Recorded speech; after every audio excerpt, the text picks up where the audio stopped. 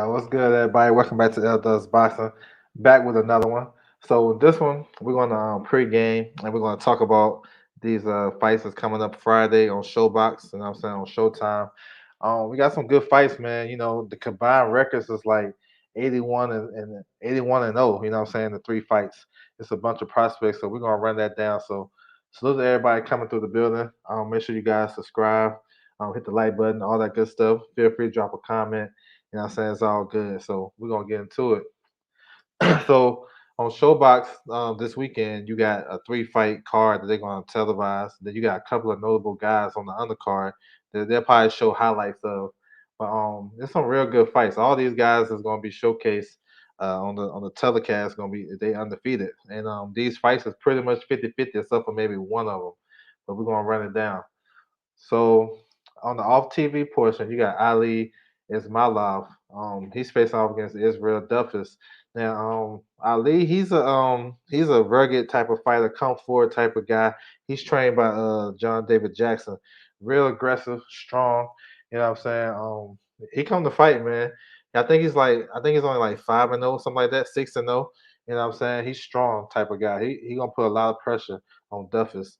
And this will be off TV. You know, Ali is promoted by Salida, and so he got a good little backing behind him. So hopefully they'll show his highlights. I was hoping they would show his whole fight, but y'all already know how it is. I be in the building. What's good, bro? Salute. Gil Cole's in the building. What's good with you, bro? Salute. PDH Big Dog in the building. What's good with you, bro? What's going on with y'all? Salute to y'all. So yeah, so we hopefully we'll see some highlights of him. And then you have Shannar Bunch. He coming off a great year, 2021. He was 7-0, 7-0, one draw. He had six knockouts. That one draw he had was on Showbox when he fought Boca Chica, and I thought he got robbed in that fight. I thought he won that fight kind of clear, like 8-2, 7-3. So he's back. He just signed with Samson Boxing. So hopefully they'll keep him well. I don't know if he need a promoter to stay busy because I know he was working with the Philadelphia promoter Russell Peltz. Like, he had all those fights last year, but I think working with Sampson will get him a little bit more limelight. He's facing a guy, Shangus Kong Chabe, Tazabe. Tazabe fought on the he fought on some PBC cards. He's trained by Barry Hunter out in DC, the Headbangers Gym. He kind of remind me, if y'all ain't seen a fight before, he kind of remind me of Lipinets a little bit. You know what I'm saying? He got that type of swag to him. And this is a good fight, man. Like, um, Tazabe is undefeated. You know what I'm saying? He's a tough fighter. Never been like hurt and dropped and stuff like that. He got a aggressive type of style, and he can box a little bit.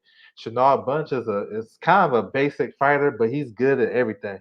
He got good power, like real good power, but he don't have to go out there and rush it. That's what makes his power so nice because he a good boxer, got a good jab. You know what I'm saying? He's trying to campaign at 140. He made as high as 154. So he got one loss on his record, but he fought Olympian in his like second or third fight. You know what I'm saying? Paul Crow. So there's no, you know what I'm saying? There's no knock on that. You know what I'm saying? That means he's willing to fight the best. But I hope they show. I kind of hope they kind of show this fight too because Shannar Bunch is on the rise, but they're definitely gonna show some highlights. So we'll see. All right, moving to the main card. So, like I said, all these guys on the main card on these three fights are undefeated. So it should be some pretty good matchups. These guys are gonna be fighting to keep their O and to move up in the rankings. A couple of these guys is world ranked, so that's what's up. So the first fight you got Sterling Castillo versus Otar Ralisan. I don't know how to pronounce his last name, but Otar fought on Showbox. Otar got like he turned pro in 2020. I think he this is 11th fight since he turned pro in 2020. Like I think maybe like in August or something like that. I don't remember the time frame, but he got a lot of fights. You know what I'm saying? He just turned pro. He's skilled. You know what I'm saying? He's a former amateur standout from Georgia. You know what I'm saying? The country of Georgia. He got some good footwork. He can get in and out. Um, he can box. He can bang. You know what I'm saying? Now use the angles to walk you down. Like he's good. Like the kid's good. He's like number 7 in the WBA at 130. So somebody think highly of him, and he can fight, man. I'm trying to tell you, he can fight. Now, it's a contrast in the style because Sterling Castillo is a tall, rangy southpaw that like to fight at a distance, but he can bang. He throw wide shots, but he also can box and he can hit you with. He got a good left hand too, tall southpaw. So it's a contrast in the styles. I can see Otar getting inside and banging to the body and kind of breaking him down, but he might have to pay a price when he get up in there. Sterling Castillo had a good 2021. I mean, he had a highlight reel knockout on Golden Boy's card in July. You know what I'm saying? And that was nice. It was a second round knockout. And then he fought the veteran Burgos. He fought him on the PBC card in September. And I'm saying it was a tough fight, but he outboxed Burgos, and that was some valuable experience versus a tough veteran. So this a good fight. This might be the fight of the card. It's definitely probably more. This probably the one fight that's really 50-50 for sure. So we'll see. Next fight, you got Edwin De Los Santos. He's undefeated 13-0. He's facing off against William Foster. Now, this is a good fight, too, because Foster, he can box, but he like to bang, though. He like to sit down with you. He from the New England area. Um, his brother is a light heavyweight contender, Charles Foster. But he more so of a boxer. The younger brother is more so of a banger. He trying to get down and dirty. And he got decent power and stuff like that. This is a step up in competition facing off against Santos, who Santos is from Dominican Republic. You know what I'm saying? He's tough, strong kid. You know what I'm saying? Got a lot of knockouts. And it's one of those things when you look at his resume, you be like, is his power really real?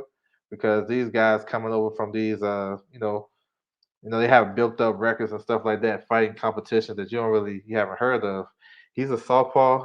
He's dangerous, yo. Like watching him fight, he can bang with either hand. You know what I'm saying? And he can box a little bit. So this guy got a nice amateur career too. So this is a good fight too. I think Santos is the favorite. De La Santos is the favorite in this fight. Um, we'll see if we get a knockout, man. We'll see. But this is a good fight though for sure. And then let's move on to the main event. So you got Luis Ronaldo Nunez versus Carlos Areta. This is a good fight too. This is a good style matchup. I think Nunez is the favorite coming in. He's a boxer puncher. He's strong. I've seen a couple of his fights. I believe he fought on Shobox not too long ago as well. He had a good performance.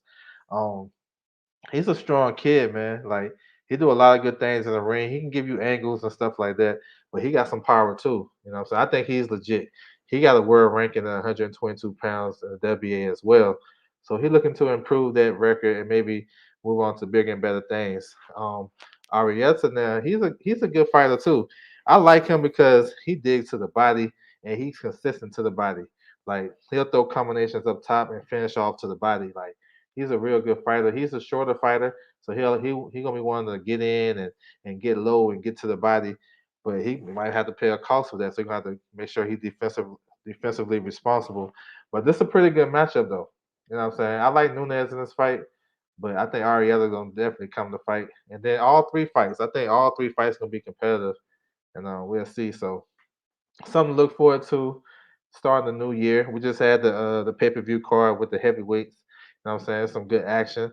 It's kind of a slow couple of weeks getting into January. Then it'll start picking up next week, January the 15th, and so on and so forth. So this is a pretty good card though to check out, especially if you like young prospects and you like to keep tracks of what's going on with these young guys before they hit the big scene and be fighting on pay-per-view cards and main event on these big networks.